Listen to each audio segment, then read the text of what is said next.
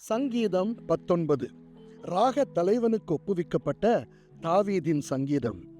வானங்கள் தேவனுடைய மகிமையை வெளிப்படுத்துகிறது.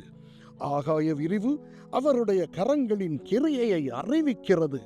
பகலுக்கு பகல் வார்த்தைகளை பொழிகிறது, இரவுக்கு இரவு அறிவை தெரிவிக்கிறது. அவைகளுக்கு பேச்சும் இல்லை, வார்த்தைகளும் இல்லை, அவைகளின் சத்தம் கேட்கப்படுவதும் இல்லை. ஆகிலும் அவைகளின் சத்தம் பூமி எங்கும், அவைகளின் வசனங்கள் பூச்சக்கரத்து கடைசி வரைக்கும் செல்லுகிறது. அவைகளில் சூரியனுக்கு ஒரு கூடாரத்தை ஸ்தாபித்தார். அது தன் மனவரையிலிருந்து புறப்படுகிற மணவாளனைப் போல் இருந்து பராக்கிரமசாலியைப் போல் தன் பாதையில் ஓட மகிழ்ச்சியாயிருக்கிறது. அது வானங்களின் ஒரு முனையிலிருந்து புறப்பட்டு அவைகளின் மறுமுனை வரைக்கும் சுற்றி ஓடுகிறது. அதன் காந்திக்கு மறைவானது ஒன்றுமில்லை. கர்த்தருடைய வேதம் குறைவற்றதும் ஆத்துமாவை உயிர்ப்பிக்கிறதுமாயிருக்கிறது. கர்த்தருடைய சாட்சி சத்தியமும் பேதையை ஞானியாக்குகிறதுமாயிருக்கிறது. கர்த்தருடைய நியாயங்கள் செம்மையும் இருதயத்தை சந்தோஷிப்பிக்கிறதுமாயிருக்கிறது.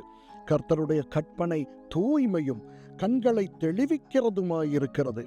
கர்த்தருக்கு பயப்படுகிற பயம் சுத்தமும் என்றைக்கும் நிலைக்கிறதுமாயிருக்கிறது.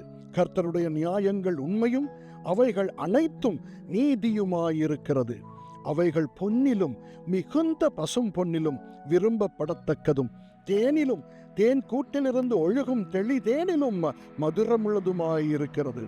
அன்றியும் அவைகளால் உமது அடியேன் எச்சரிக்கப்படுகிறேன். அவைகளை கைக்கொள்ளுகிறதினால் மிகுந்த பலனுண்டு. தன் பிள்ளைகளை உணர்கிறவன் யார்? மறைவான குற்றங்களுக்கு என்னை நீங்களாக்கும். துணிகரமான பாவங்களுக்கு உமது அடியேனை விலக்கிக் காரும். அவைகள் என்னை ஆண்டு கொள்ள ஒட்டாதிரும். அப்பொழுது நான் உத்தமனாகி பெரும் பாதகத்துக்கு நீங்களாயிருப்பேன்.